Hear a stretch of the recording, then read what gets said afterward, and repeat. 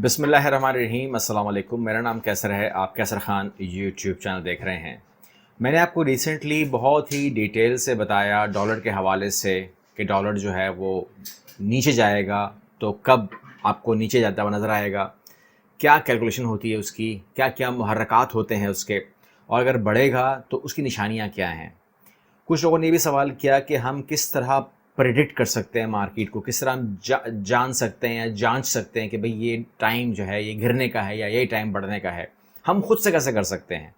तो आज हम कुछ दो चार पॉइंट पे ऐसी बात करेंगे कि जिसको मद्देनज़र रखते हुए, जिसको अगर आप नज़र में रखेंगे तो आप प्रिडिक्ट कर सकते हैं कि डॉलर के साथ क्या होने वाला है, यानी कि वो बढ़ने वाला है या घटने वाला है। मैंने इस वीडियो से पहले भी एक वीडियो दी थी जिसमें मैंने बताया था कि डॉलर जो है तकरीबन 170 के करीब करीब आएगा दिसंबर में, लेकिन अब वो मुझे नहीं लगता कि वैसा होगा, क्योंकि वो उस टाइम के मार्केट के लिहाज से था, और जो आज मैं बात कर रहा हूँ वो आज की मार्केट के लिहाज से है। लेकिन आप लोगों ने नज़र रखनी है, ये बदल सकती है, लेकिन जो चीज़ बदलाव लाकर डॉलर को ऊपर नीचे करेगी वो चीज़ें आपको इस वीडियो में मिलेंगी। कि इस पर नज़र रखें तो आपको समझ में आ जाएगा कि होने वाला क्या है। अब जो फैक्टर जिन पर नज़र आपने रखनी है वो क्या क्या हैं, अब आप उसको आपने फोकस करना है या फॉलो करना है। सबसे पहले आप नज़र रखें अपने स्टेट बैंक के ऊपर कि आपके स्टेट बैंक की पोजीशन क्या है as far as reserves are concern. अगर आपके रिजर्व्स हाई हैं तो आपका डॉलर नीचे होगा, अगर आपके रिज़र्व बहुत ही गिरे हुए हैं आपका डॉलर बहुत ऊपर जाएगा। ये नवंबर 2020 का महीना है, तो इस टाइम आपके जो रिज़र्व हैं वो बहुत स्टेबल हैं, ठीक है ना। आपके जो रिज़र्व हैं वो इस टाइम बहुत ही स्टेबल हैं, इसलिए आपकी जो डॉलर है उसके ऊपर, डॉलर के ऊपर बुरा टाइम चल रहा है, ठीक है। आप तकरीबन 11 रुपये गिरा चुके हैं लास्ट 3 मंथ में अगर आप देखते हैं तो। इसके बाद आप नज़र रखें अपनी एक्सपोर्ट के ऊपर, ठीक है ना। ये इंपोर्ट और एक्सपोर्ट के अंदर होता ही है कि जब आप इंपोर्ट करते हैं तो आप डॉलर देते हैं, और जब आप एक्सपोर्ट करते हैं तो आप डॉलर लेते हैं। तो इसका जो फ़र्क है ये आपने जांचना होता है कि क्या हो रहा है। क्या इंपोर्ट बढ़ गई? अगर आपकी इंपोर्ट बढ़ जाएगी, एक्सपोर्ट कम हो जाएगी, डॉलर बढ़ जाएगा। आप अपनी एक्सपोर्ट बढ़ा दें, अपनी इंपोर्ट कम कर दें तो आपका डॉलर। अच्छा, अब इसमें आपको मैं वीडियो दे चुका हूँ कि जो आपको मैं बताया था कि जो लास्ट वबा गुजरी है उसके अंदर आप लोगों ने एक्सपोर्ट के अंदर बीट किया है बांग्लादेश को, बीट किया है आपने भारत को, और बीट किया आपने चाइना को, ठीक है। ये एक्स्ट्रा ऑर्डिनरी है। अब बांग्लादेश को और भारत को बीट करना समझ में आता है, लेकिन चाइना को बीट करना एक्सपोर्ट के अंदर ये मायने रखता है। लेकिन बहरहाल ये रिपोर्ट है यूएस की, आप उसको मैं शेयर कर चुका हूँ आप लोगों से पूरी वीडियो। लेकिन एक्सपोर्ट बढ़ने से हुआ ये कि डॉलर ज़्यादा आए, और ज़्यादा आने के बाद आपकी इंपोर्ट कम रही। जो इंपोर्ट कम हुई ड्यू टू एनी रीज़न, लेकिन आपका जो फ़र्क है वो बड़ा कम रह गया है। और इसके बाद ये हुआ है कि डॉलर का जब इजाफा होता है, जब आप एक चीज़ की फरवानी कर दें, जब आप एक चीज़ को बढ़ा देते हैं मार्केट में, तो उसकी कदर गिर जाती है। तो यहाँ पर हमने डॉलर की कदर को गिरते हुए फिर देखा। एक और फैक्टर जिस पर हम बात करेंगे उसको हम कहते हैं करंट अकाउंट का जो मामला आपके सामने हमेशा आया। करंट अकाउंट के अंदर खसारा था, ये पूरा पाकिस्तान जानता है। और आज जब मैं आपसे बात कर रहा हूँ नवंबर 2020 के अंदर, आपका जो करंट अकाउंट का खसारा है वो ख़त्म हो चुका है। अब आप पॉजिटिव में हैं, अब आप प्लस में हैं। तो ये भी बहुत बड़ा एक फैक्टर, एक बड़ा की रोल प्ले करता है कि जब आपका डॉलर जो है वो गिरता है और आपका जो रुपया है वो मुस्तहकम होता है। अब वो फैक्टर जो इसमें शेड्यूल में तो नहीं आता, लेकिन बहरहाल मैंने अगेन कहा कि अगर आपके रिज़र्व के अंदर से आप निकालेंगे डॉलर को और बाहर किसी वजह से निकालें, एक्सपोर्ट के लिए निकालें या कर्ज़े के लिए निकालें, किस के लिए निकालें, तो आपका रुपये के ऊपर असर पड़ेगा। अब यहाँ पर यह है कि आप जानते हैं कि सऊदी अरब का हमारा लोन था $3 बिलियन का। लोन नहीं था, सिर्फ पैसे रखे हुए थे। और $2 अरब का हमारा था मुआहिदा यूएई के साथ, और वो हमने 1 साल के बाद देना था। वो एक टाइम था जब ये गवर्नमेंट आई थी, तो उस टाइम जो है एकदम से एक क़यामत टूट गई थी, भौचाल आ गया था हर तरफ से। एक साजिश कहें, कुछ भी कहें, किसी वजह से भी हुआ, लेकिन बहरहाल हुआ। लेकिन बहरहाल उस टाइम हमें जो सहारा दिया उसमें सऊदी अरब का नाम भी आता है और यूएई का नाम भी आता है। अब मामला ये आया है कि $1 अरब जो है वो पाकिस्तान ने लौटा दिए हैं सऊदी अरब को। अब $2 अरब रह गए थे सऊदी अरब के, और $2 अरब रह गए थे यूएई के, जो माहिदे के मुताबिक तकरीबन दिसंबर में वापस करने थे इस साल।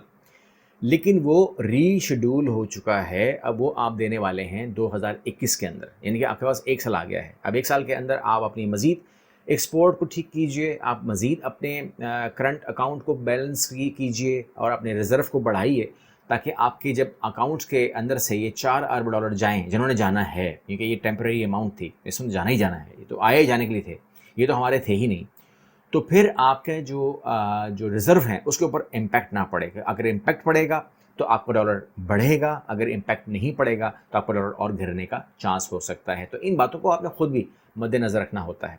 اب میں آخری فیکٹر کی بات کر رہا ہوں جو امپیکٹ ڈالے گا آنے والے 5 سالوں میں، وہ ہے آپ کا ایشین ڈیولپمنٹ بینک۔ جو ایشین ڈیولپمنٹ بینک ہے وہ آپ کو ایک پروگرام دینے جا رہا ہے، اور اس پروگرام کے اندر جو ہے وہ 5 سالہ پروگرام ہے۔ 5 سالہ پروگرام کے اندر آپ کو ملنے والے ہیں $10 ارب، یعنی کہ آپ کے پاکستان کے اندر $10 ارب آ جائیں گے مختلف پروگرامز کے لیے۔ ڈالر اگر $10 ارب 5 سالوں میں آنے والے ہیں تو یہ ایک اشارہ دیتا ہے کہ ڈالر بڑھ نہیں سکتا ہے، یا تو وہ ہو سکتا ہے، زیادہ چانسز گرنے کے ہیں لیکن کچھ چانسز یہ ہیں کہ وہ اسٹیبل رہے۔ لیکن اگر آپ لوگوں نے اسی رفتار سے اپنی ایکسپورٹ بڑھائی، اپنی امپورٹ گھٹائی، اپنے ریزرو کو محفوظ کیا، اور سعودی عرب اور یو اے کو فارغ کرنے کے بعد بھی آپ کے ریزرو کے اوپر کوئی حرف نہیں آتا، اور ایشین ڈیولپمنٹ پروگرام آپ کا لانچ ہو جاتا ہے، تو پھر کوئی شک نہیں ہے کہ ڈالر بڑھ نہیں سکتا ہے، یہ بات طے ہے۔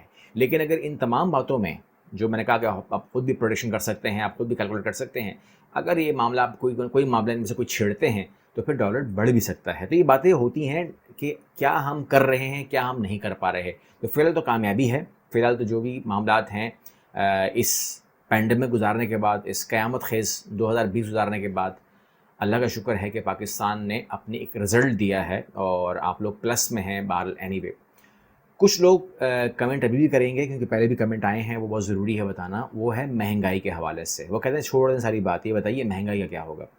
دیکھیں، مہنگائی میں 2-3 فیکٹرز آ جاتے ہیں، اس پر ہم ایک الگ ویڈیو بنا سکتے ہیں اور وہ بناؤں گا، لیکن مہنگائی کا تعلق جو ہے وہ first party, second party, third party, fourth party, اور جتنی ہم پارٹیاں اس میں ایڈ کریں گے، یعنی کہ فار ایگزامپل اگر ہم بولیں کہ 1 کلو سیب جو ہے جب وہ کھیت سے نکلتے ہیں تو اس کے بعد ان کی ویلیو کتنی ہوتی ہے، پھر وہ جب کسی کے ہاتھ میں آتے ہیں، جب سپلائر کے ہاتھ میں آتے ہیں تو کتنے کا ہوتا ہے، پھر جب وہ منڈی میں آتا ہے کتنے کا ہوتا ہے، جب دکان میں آتا ہے کتنے کا ہوتا ہے، تو اس کے اندر پلس کرنے کے جو معاملات ہیں وہ کتنے، اس کا کتنا سسٹم موجود ہے ہمارے ملک میں، یہ تمام لوگ جانتے ہیں۔ تو اس لیے سے جب پارٹیوں کو آپ بڑھاتے جائیں گے تو وہاں پر آپ کی جو چیز ہے وہ اس سے مہنگی ہونی ہی ہے، یعنی کہ جو چیز اگر 10 روپے کی آئی ہے تو اگر وہ 70 روپے کی ہو جائے تو وہ مہنگی ہو جاتی ہے، لیکن وہ مہنگی کس وجہ سے ہوئی ہے ان فیکٹرز کو بھی بات کرنی چاہیے، کیونکہ جہاں تک بات پیٹرول کی ہے وہ تو بالکل کنٹرول ہے، دنیا بھر میں بہت کم پیسوں میں مل رہا ہے پاکستان میں پیٹرول، یعنی کہ پاکستان میں اگر آپ حساب لگائیں گے تو $1 کا بھی نہیں ہے 1 لیٹر۔ دنیا بھر میں تو ایسا نہیں ہے، دنیا بھر میں مہنگا ہے، ہمارے ارد گرد آپ دیکھ لیجئے، ہمارے سے پیٹرول مہنگا ہے بھارت میں، ہم سے مہنگا پیٹرول بنگلہ دیش میں ہے، تو پاکستان کا پیٹرول تو فیکٹر نہیں کرتا ہے۔ تو اگر کوئی ایکسکیوز کرتا ہے، کیونکہ 2-3 ایکسکیوزز جو ہے نا ہم نے بنا بھی لیے ہیں چیز کو مہنگا بیچنے کے لیے، جو تقیہ کلام ہے وہ بھی دکانداروں نے بنا لیا ہے۔ اس میں ایک تقیہ کلام بڑا مشہور ہے، جی پیٹرول مہنگا ہو گیا، جبکہ یہ فیکٹر ہمیں سمجھ میں نہیں آتا۔ بہرحال ایک جو بڑا مشہور تقیہ کلام ہے وہ کہتے ہیں تبدیلی سرکار آ گئی ہے اس لیے مہنگا کر دیا ہے۔ آپ سارا الزام حکومت پہ ڈال کر اس کو انجوائے نہیں کر سکتے، تو لوگوں کو بھی چاہیے، اور لوگ بھی خاموش ہو جاتے ہیں جیسے وہ سنتے ہیں تبدیلی سرکار آئی ہے، چیز مہنگی ہو گئی ہے، تو لوگ بھی خرید لیتے ہیں جس قیمت پر بھی دکاندار دینے کو تیار ہوتا ہے۔ تو اس لیے آپ تھوڑا سا ریسرچ کر کے چیز لیجئے۔ اسلام کا حکم ہے کہ 3 دکانوں پہ چیز کا پتہ کرو، کیونکہ ہم بھی جب معلوم کرتے ہیں تو ایک چیز 100 روپے کی مل رہی ہوتی ہے، اور اگر ہم تھوڑی سی محنت کر لیتے ہیں وہ چیز ہم 60 روپے کی لے آتے ہیں۔ تو ایسا تو ہو رہا ہے، اور اسی مارکیٹ سے ہو رہا ہے جس مارکیٹ میں آپ اور میں رہ رہے ہیں۔ تو مہنگائی کا فیکٹر کیا ہوتا ہے بیسیکلی ہم اس کے اوپر ایک الگ بات کریں گے، لیکن اس مہنگائی کے اندر ہم ایک بات ضرور کریں گے کہ اس کا کچھ اصلی معاملات ہوتے ہیں اور کچھ جو ہے وہ آرٹیفیشل ہوتے ہیں۔ مہنگائی آرٹیفیشل بھی ہوتی ہے اور اصلی بھی ہوتی ہے، جس میں ذخیرہ اندوزی بھی آتی ہے، تمام چیزیں آتی ہیں، تو اس پہ بات کرنے والی بنتی ہے ہماری، ہم کریں گے انشاءاللہ۔ تو انشاءاللہ اگلی ویڈیو ملتے ہیں، چینل کو سبسکرائب کیجیے، لائک کیجیے، شیئر کیجیے۔ اللہ حافظ۔